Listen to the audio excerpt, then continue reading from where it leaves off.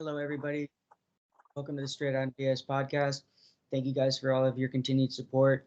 Please continue to like the video, share the video, subscribe if you're not already. It really helps. Leaving comments helps. Interacting with the video in any way, shape, or form helps the algorithm, and it pushes the videos out there further. Even if you if for whatever reason you don't like my videos, even disliking them makes it so you don't see my videos anymore, and it pushes them out to other people that might want to see my videos. Not many people dislike my video, but I'm just letting you know a little bit of how the algorithm works for people that might not be as educated about how it works. So anything that you interact the videos with helps the algorithm. So thank you guys so much for your continued support, and continue to do that. I want to thank my Patreon members for just being there, and I really appreciate you. Links are in the description if anybody wants to help support my work. And it's not expected, but everything's appreciated and put back into the podcast. So I appreciate every single one of you, whether you're commenting, donating, whatever you're doing. I appreciate you. I see you, and thank you. I want to do a moment of silence for the person still struggling with intrusive thoughts or addiction. So on the count of three, I'm going to do a moment of silence. 1, 2, 3.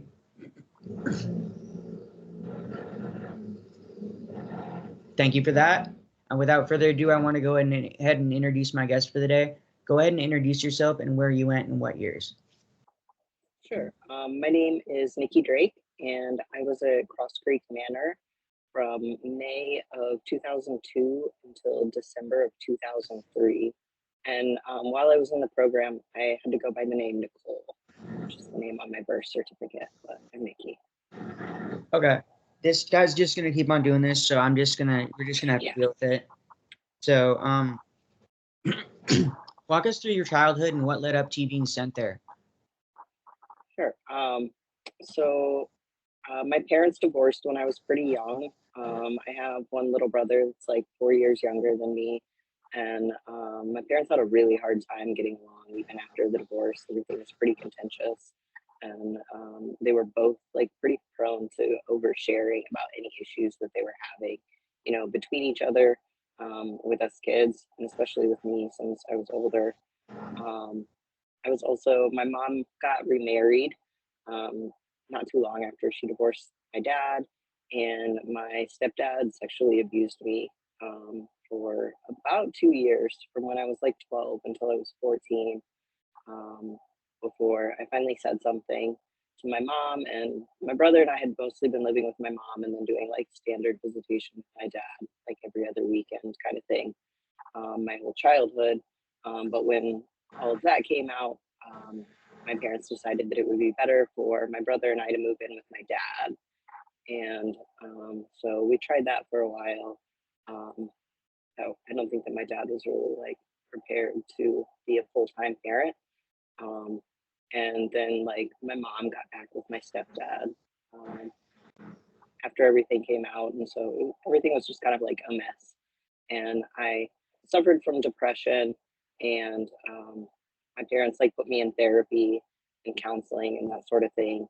And I started engaging in some self-harm behaviors. I was cutting myself a lot, and I stopped wanting to participate in school. Like I still showed up, but like I wouldn't do my homework. I would take the tests, I would do well. I was a smart kid, but like I wouldn't do any of my homework because I just didn't really see the point in it. And I tried to kill myself a couple of times, but the one time that my parents knew about, and like I was sent to a short-term like psychiatric facility. Like I was sent to the psych ward at a hospital, for kids for a little bit. So yeah, then there was some talk about me going to like military school, or this other place that like my uncle knew about called Mercy Ministries, I think. But then my parents decided to send me to Cross Creek. Okay. And what do you remember about like when you first got there? Sure. Well, they did an intake procedure on me, and I remember like having to go in, and there was a group of I don't remember how many like upper level girls from the program and a staff member, And the girls just kind of like explained what things were going to be like. They had like my bag of stuff that my parents had packed for me, and they were going through everything in the bag and like writing my name on like all my clothes and stuff like that. And then they had to put some like lice shampoo in my formula, or lice shampoo in my hair, like delousing formula stuff.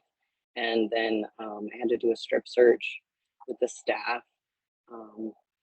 It's a really silly thing to be thankful for in such a like messed up situation. But my staff, I think that it was Miss Mona that did my intake, and she didn't make me take my underwear off. I still had to do like the cough and squat, but she was like, "You can leave your underwear on. Like I see what I need to see. Like we're good." Then I had to like turn around, cough, squat, cough, and take a shower. And yeah. Okay.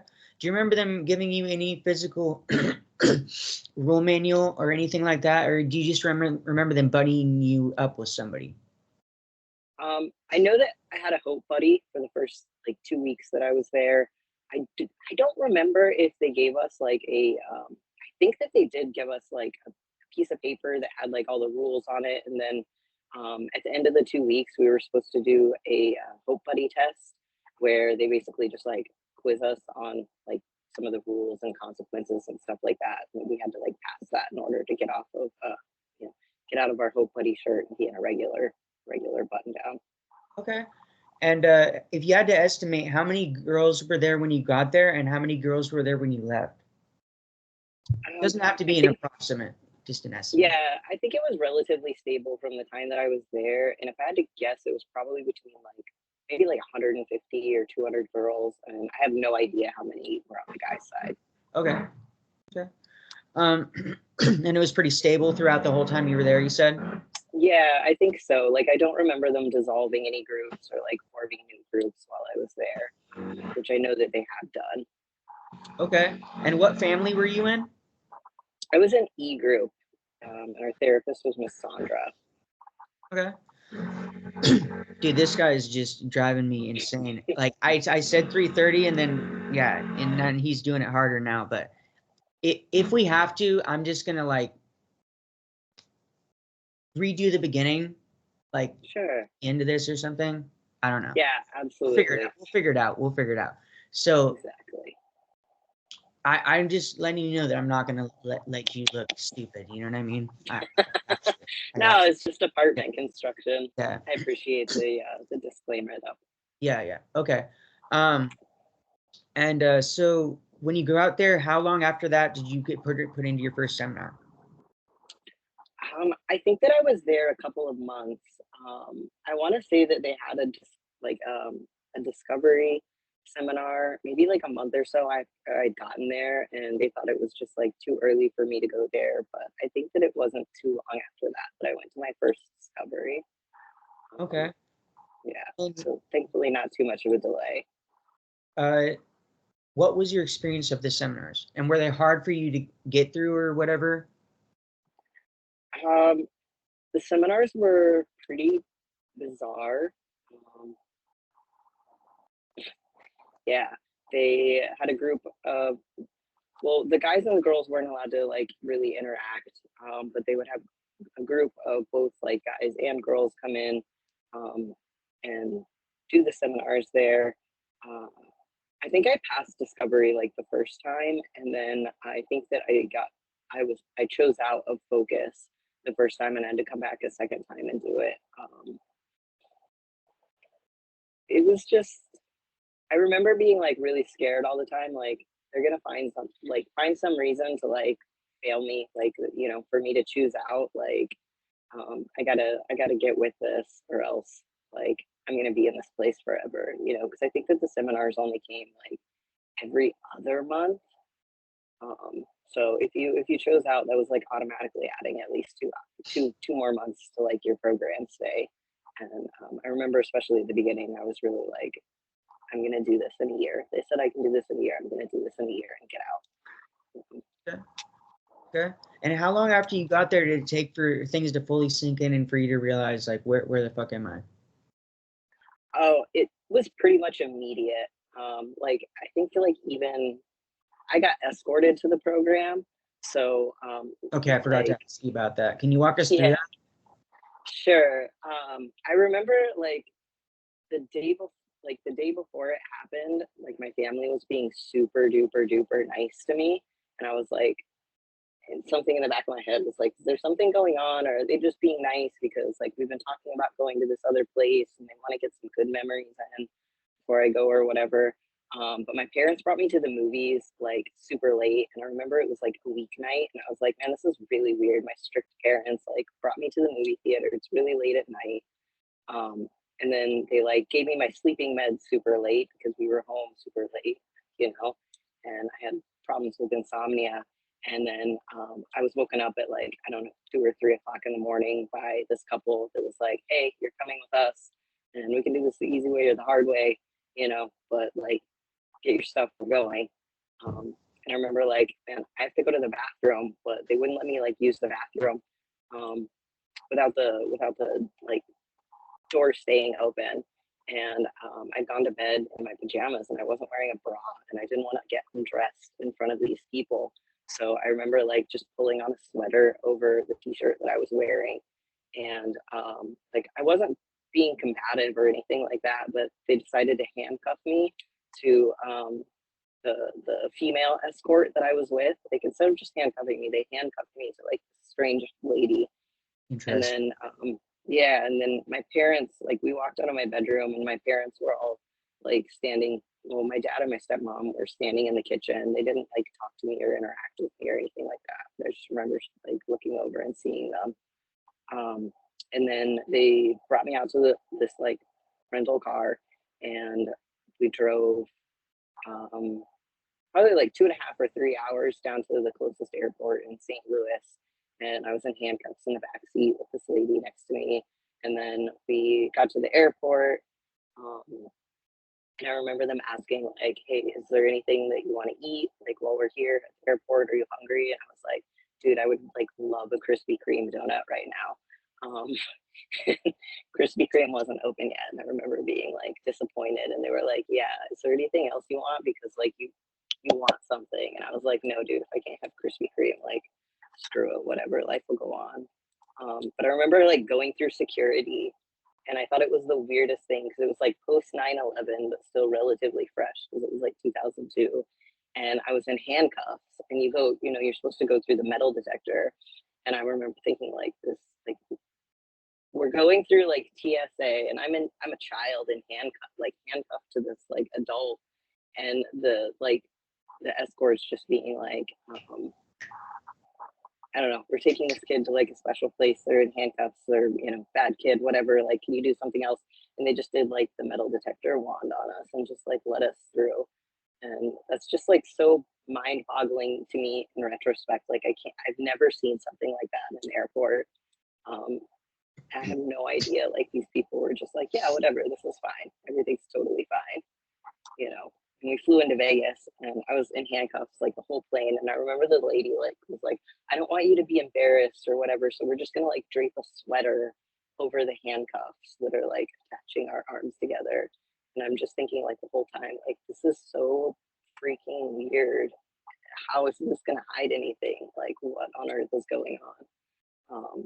Yeah. But yeah, I knew as soon as like that happened, I was like, this is not Mercy Ministries. This is not what I was told was going to happen. There's going to be some crazy Okay, stuff going so down.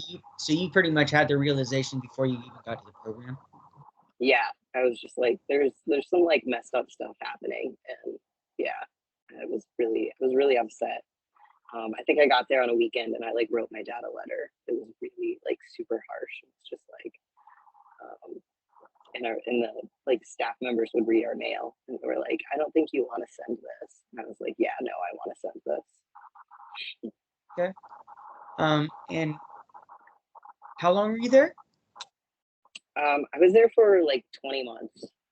20 months. Okay. And how was your program for you? Was it hard for you to get points? Was it easy for you to get points? Did you find that it was that you wanted to make points, but people targeted you? How was your program?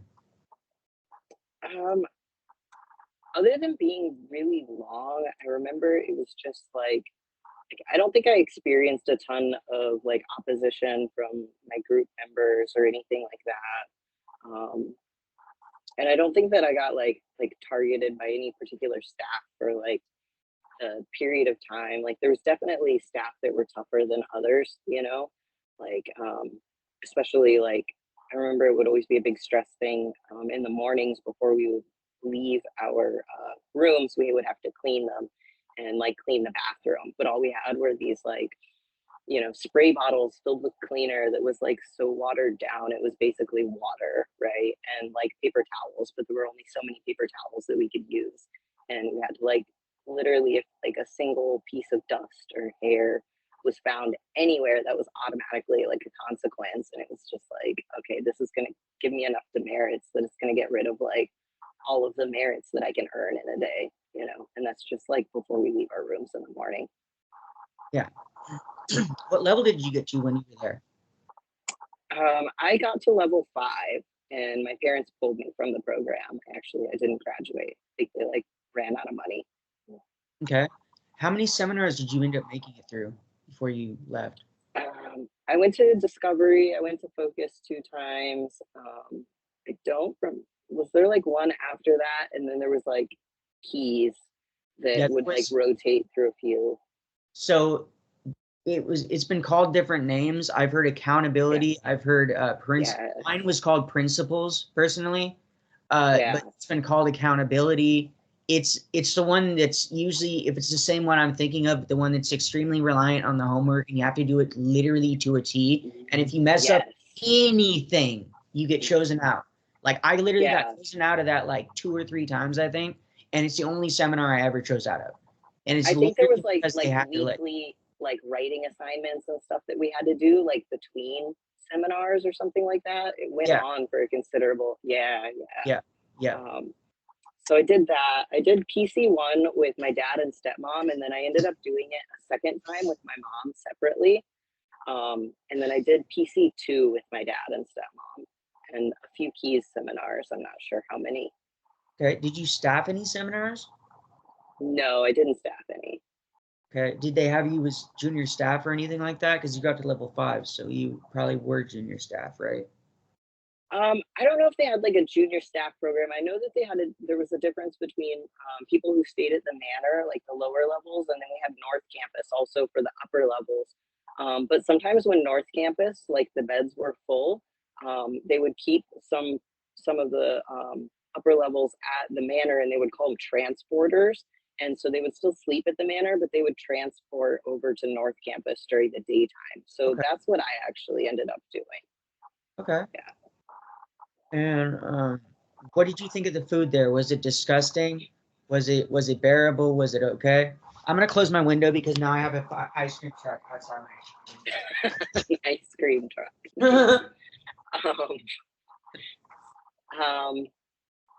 Sorry, can you ask the question again? I was asking about the food. Yes, the food, ice cream truck. Oh my goodness.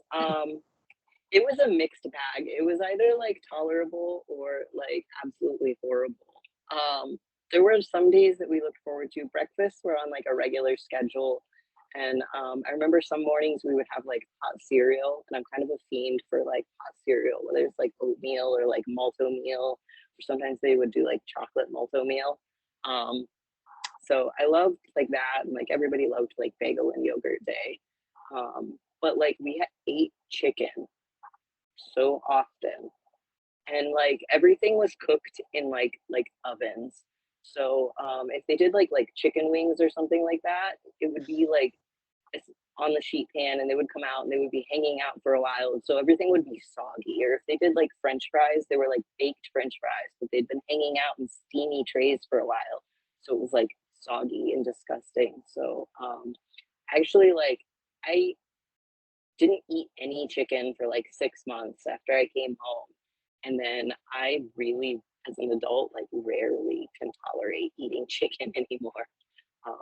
Still, like because of that. So, yeah. Okay.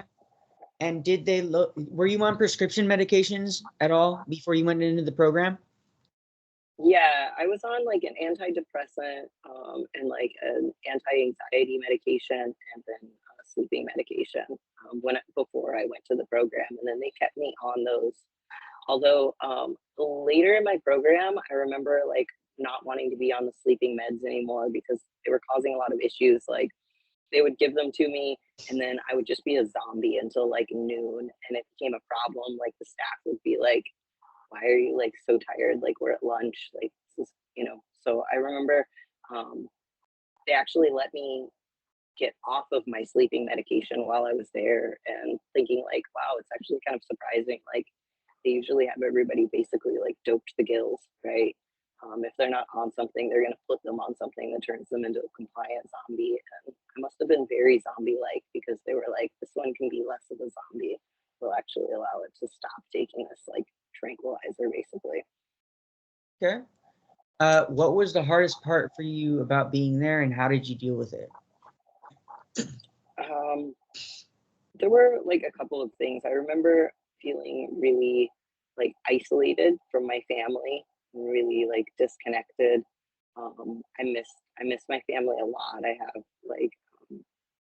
have a lot of family. I grew up in a really small town, and so I was used to like being around everybody all the time, and it was really difficult for me to just be like, you know, all the way out in like southern Utah, going through like these really wild experiences, and feeling separated from them.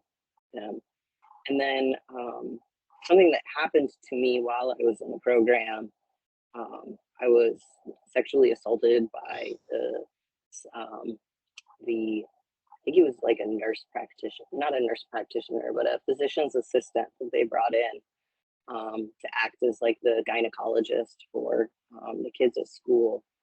I'd been on birth control prior to being in the program because I just like I wasn't sexually active, but I had really like a lot of pain with my periods, and so that helped with that. And I used to like have a lot of problems with that. And when my prescription ran out, my parents approved for me to like go to a visit with this guy and get the prescription renewed. And I remember like he wanted to do an exam, and I was like you don't really like you don't need to, you know, I'm not pregnant, I'm not sexually active, I'm not on this for any like reason other than it makes my horrible periods better. But he like insisted on doing an exam, and I remember like crying a lot, and crying afterwards, and the nurse just being like, yeah, you know, that's just how this is, you know, that sucks, whatever, and like talking to my therapist about it, and her just being like, yeah, no, everything's fine, you know, this is fine. But it was really like really difficult for me, you know, after like basically being there because of the results of like being abused, you know, and not experiencing family support, and then, you know, the same thing happening to me again, a person in power, a person who was supposed to be taking care of me, you know, took advantage of that. And like I wasn't, you know, I wasn't believed, or it wasn't deemed a big enough deal for, you know, anything to come of it. And not only that, but like he refused to renew my birth control prescription and told me like, you can take naproxen. I want you to take naproxen instead of ibuprofen, which is like a leave, right? And the first time that they gave that to me afterwards, I remember sitting in one of our family meetings, and like I was a pretty like upbeat, like goofy, silly kid, and I was being like that. And my family rep like looked at me and was like, "You're high as a kite. Like I can tell. Like what are you on?" And I was like, "What are you talking about? Like the only thing I've taken is a pain medication." And she decided that I was too intoxicated from the naproxen, that I wasn't going to be allowed to take it ever again anymore. So like they sent me to the sick room to go lay down and like take a nap or something. I was like, why do I need to take a nap? Like I feel fine. And then like the rest of the time I was there, I was just stuck with, you know, whatever. Even naproxen's over the counter. Like there's no psychoactive effects on it, like whatsoever. And just thinking like, this is insane. This is comical. Like I'm being ruled by these people who like literally don't know what a common over the counter like medication is and the effects of it. Like this is nuts. Yeah. Yeah. And let's see. Let's talk about you getting pulled. What led up to that? Sure. like I said, I'd been like a transporter for a couple of months, and I was actually going through. I like digitally scanned all of the like documents and letters and all the journals. I used to keep a lot of journals when I was there. I was going through that before this, and I think I was pulled at like the end of December, and I had a note like in one of my journals, maybe like a couple of months before that, I think, saying that like, I know I'm not going to finish the program, and that's okay. So I know I must have gotten some hints about it from like my therapist, Ron June at North Campus. They wanted me to like hurry up and finish my home contract. Like normally I would have had more time, but they were like, no, like you might be leaving early. Like let's get this wrapped up before you go home so that you'll be like, prepared for success at home with your family. But I didn't know like when it was going to happen. And that was a really difficult thing for me because like, Christmas is in December. My family celebrates Christmas. It's like a really big deal with my dad's family. And then my birthday is like a week before Christmas. So, like leading up to that, I remember like I got a card, I think from like my mom and like a package and on my birthday. And I opened the package thinking it was like my birthday gift, and I was so excited. And then like when I put the stuff back together, I noticed on the box it said like don't open it until Christmas. And I remember feeling like so guilty that I had like broken this rule, and like going to the staff and being like, I opened this thing, and I had to write myself up like a consequence for opening this package on my birthday. But I'm kind of glad that I did, because like I didn't get a card from my dad and stepmom for my birthday. Like I didn't hear from anyone at all on that day. And then I just remember like Christmas sucked really bad too, you know. And then like my dad showed up like right before New Year's Eve to take me home. And I was like, dude, you guys like really like you had to get your money's worth and get that whole month's, you know, worth of sleepovers out of your house, together before you could like bring me home. Like that was really messed up. Sorry you had to go through that. Let's talk about reintegration into society after you got back. What have you struggled with the most? Definitely like I've always been a little bit like shy, but socially, like how to like, it was really weird for me. Like I just disappeared from school one day, and then I just showed up again, like almost 2 years later, and everybody was like, "Oh my God, like where were you? What happened?" And I was like, I don't really want to talk about it, but like my parents had just told everybody like he's at boarding school, and so I was like, yeah, it was whatever. I was at boarding school. So I had a really hard time kind of like just jumping back in. I remember like it must have been within like the first month that I was home. And I remember being in the kitchen with my parents and asking them permission to get a glass to get a drink of water. And they were like, you don't have to ask permission to get a cup to drink water, like just drink water. And I was like, oh yeah, I don't, you know. But it was really difficult too, because like my parents were in, and my stepmom especially, like it was very much about like we're going to come up with these lists of rules that you have to follow, and you're going to tell us that you think that that these are totally reasonable expectations, and then no matter what you do, like we're going to find a way for you to have messed up. So it was just like it was almost like being at Cross Creek, still like stuck in this cycle of like punishment for like really like silly things. There was 100% compliance expected like all the time, no exceptions. Okay. And if you could go back in a time machine and not go through that school, would you do it, and why? Yeah, I would definitely, if I could get in a time machine and like do it over again.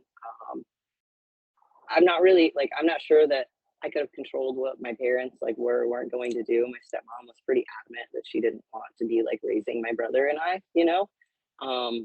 But if it were up to me, I would definitely not go back through all of that again.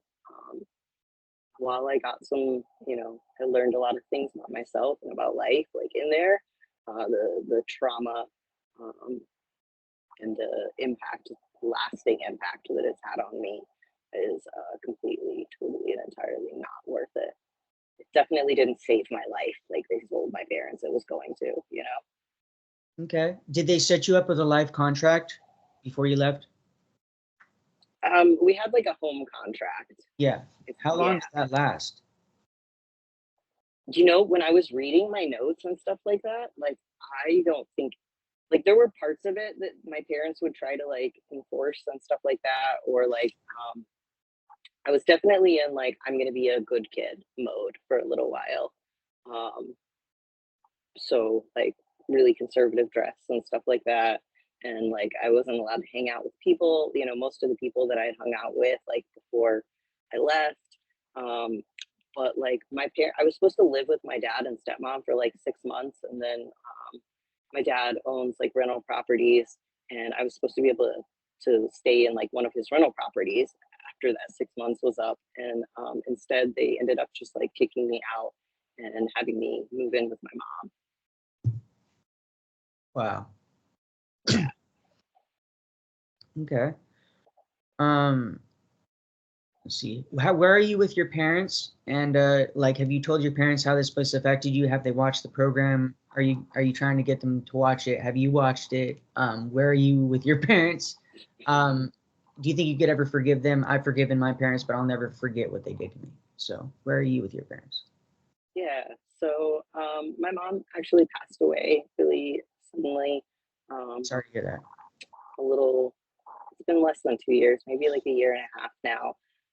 But our relationship was strained basically ever since like she got back with my stepdad. And they had a sort of on again, off again relationship up until like she divorced him again a couple of years before she died. But like the house that she was living in was still like a house that he owned. Her car was like still in his name. Like they were still talking on the phone. It was still a messed up situation. So like I would be in on again, off again contact with my mom. Sometimes she was like my biggest support. Sometimes she was my only support. But there were times where, like I had to lay out some really clear boundaries with her, and you know, she needed to do her own thing, and value that more. Um, I am not really in contact with my dad and my stepmom. And I have been in contact with them like as little as possible for most of my adult life. Um, it's still like a lot of the same stuff. Um, when I visited my dad a few years ago, he sat down with me and he was like, look, I know we haven't really talked about, the time that you spent in Utah, and I don't know everything that happened. I get the idea that maybe some not so great things may have happened while you were there, and I'm sorry for whatever you experienced, but, we did the best that we knew how to do at the time. And yeah, which sounds really like empathetic, but like anytime that it's come up ever since then, he's just like, yeah, like we've already talked about it, we did the best we knew how to do at the time, like whatever. But my stepmom is still like, she's still the exact same person that she was back then. um and so